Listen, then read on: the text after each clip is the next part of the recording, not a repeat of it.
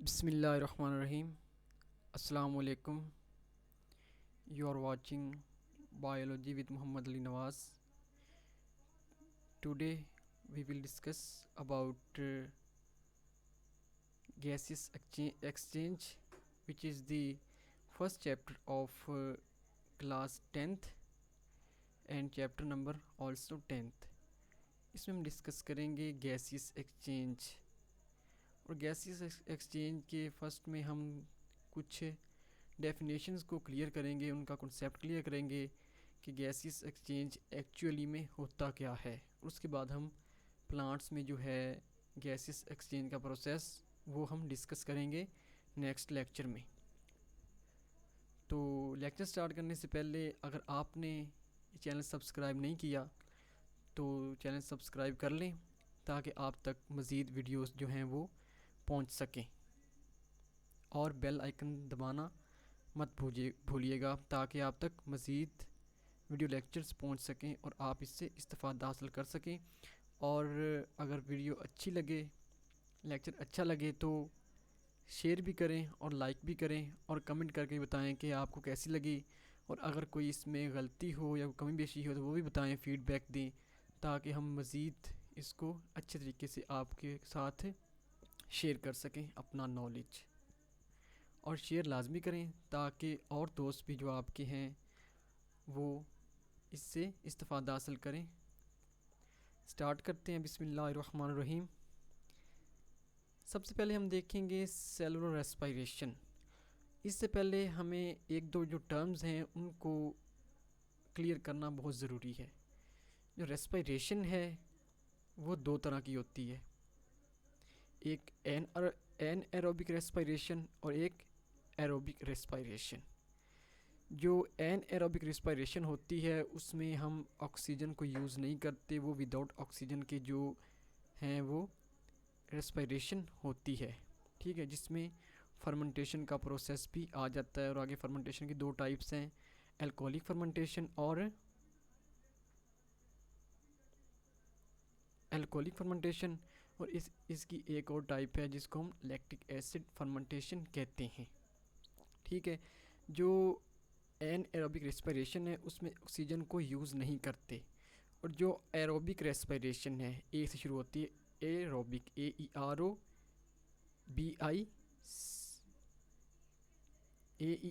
BIC aerobic respiration, इसमें हम oxygen को यूटिलाइज़ करते हैं, यूज़ होती है ये सेल के अंदर, और क्या बनाती हैं, ATP बनाती हैं। दोबारा सुन लें, जो एन एरोबिक रेस्पिरेशन होती है उसके अंदर ऑक्सीजन यूज़ नहीं होती, without oxygen. An mean without aerobic oxygen, मतलब विदाउट ऑक्सीजन के जो रेस्पिरेशन होती है उसको हम एनारोबिक रेस्पिरेशन कहते हैं। और जो ऑक्सीजन की मौजूदगी में, in the presence of oxygen, जो कि रेस्पिरेशन का प्रोसेस वो कैरी आउट होता है, उसको हम एरोबिक रेस्पिरेशन कहते हैं। हम इसको स्टडी करते हैं। क्या है कि सेलुलर रेस्पिरेशन पीछे जो हम पढ़ के आए हैं बायोटेक्नोलॉजी के चैप्टर में 9th के अंदर, उससे बताया गया था कि जो सेल हैं वो ATP जनरेट करते हैं फ्रॉम फूड, हम जो फूड खाते हैं उससे। Cellular respiration is the process in which CH bonds, हमें पता है कि हमारी जो खुराक होती है वो बेसिकली क्या होती है, CH बॉन्ड्स, CHO, ये तीन किस्म के जो बेसिक बॉन्ड्स हैं वो ये हैं। इनसे ही हमारा जो मतलब कार्बोहाइड्रेट्स हैं, प्रोटीन्स हैं, लिपिड्स हैं या न्यूक्लिक एसिड हैं, वो बेसिकली इन तीन से ही मिलके बने होते हैं। तो CH बॉन्ड्स होते हैं ये हाई एनर्जी बॉन्ड होते हैं, और जब ये ऑक्सीजन के प्रेजेंस में ऑक्सीडेशन रिडक्शन रिएक्शंस में ये ब्रेक डाउन होते हैं तो क्या होता है, ये एनर्जी में ट्रांसफॉर्म होते हैं, और जो एनर्जी होती है वो हमें प्रेजेंट होती है in the form of ATP। हम फूड खाते हैं, ठीक है, फिर वो फूड की ब्रेक डाउन होती है, और फिर वो फूड जो होती है वो छोटे छोटे टुकड़े में स्मॉल पार्टिकल्स में जाती है हमारे सेल्स के अंदर। सेल्स के अंदर जो माइटोकॉन्ड्रिया के अंदर जो रेस्पिरेशन का प्रोसेस इवॉल्व होता है उसके अंदर टेक प्लेस करता है। तो क्या होता है कि CH बॉन्ड्स टूटते हैं इन दी प्रेजेंस ऑफ ऑक्सीजन, ठीक है। इसको हम क्या कहते हैं, ऑक्सीडेशन रिडक्शन रिएक्शन कहते हैं। और एनर्जी प्रोड्यूस होती है जो कि in the form of ATP होती है, जो एनर्जी होती है इसे हम यूज़ करते हैं हमारी डेली की एक्टिविटीज़ में, जैसे कि हमारी मूवमेंट है, उसके अलावा हमारा जो सोडियम एटीपी पंप है, ये आगे हायर लेवल की बात है, ठीक है। बस यही है कि हमें अपने डेली रूटीन के काम करने में जो एनर्जी रिक्वायर्ड होती है वो हमें एटीपी प्रोवाइड करती है। ATP stand for adenosine triphosphate. इसके अंदर 3 मॉलिक्यूल होते हैं फॉस्फेट के। In aerobic respiration oxygen is converted and there is complete oxidation of food material.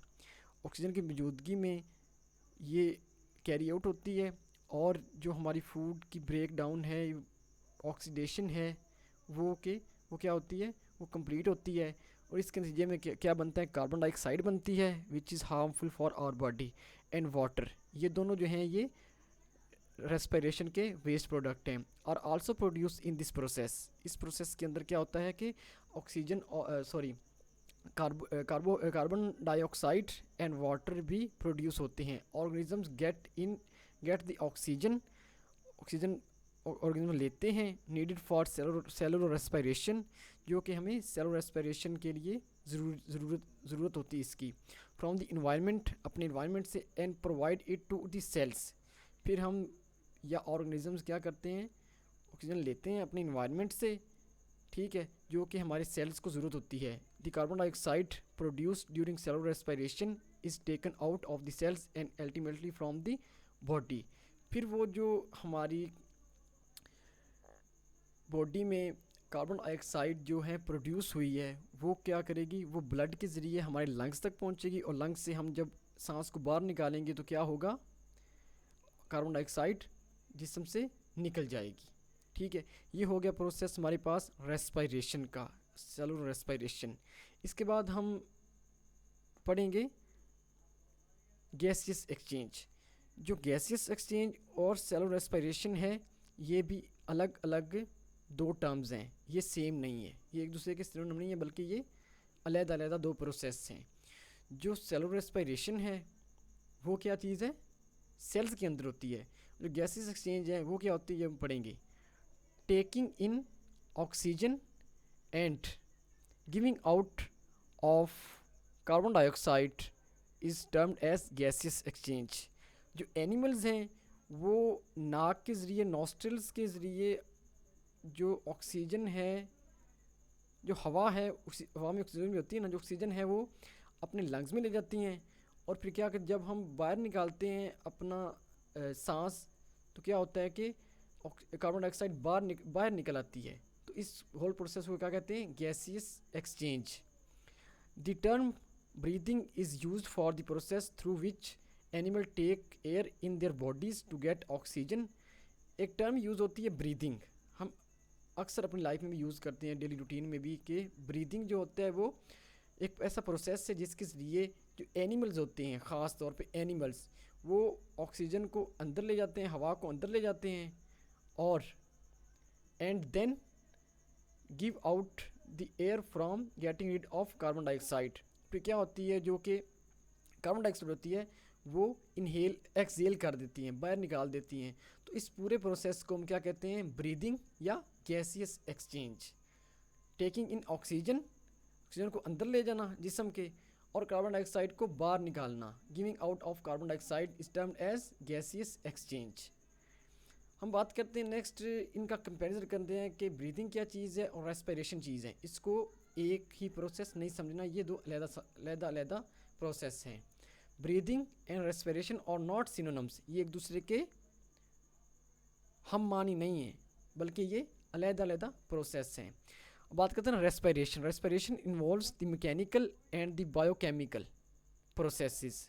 जो रेस्पिरेशन रहते हैं उसमें हमारा मैकेनिकल भी प्रोसेस यूज़ होता है और बायोकेमिकल भी। कैसे कि ऑक्सीजन लंग तक पहुंच गई, उसके अंदर क्या हुआ कि हमारे जो ब्लड में गया, लंग्स से ऑक्सीजन ब्लड में गई और ब्लड से ये सेल्स में गई।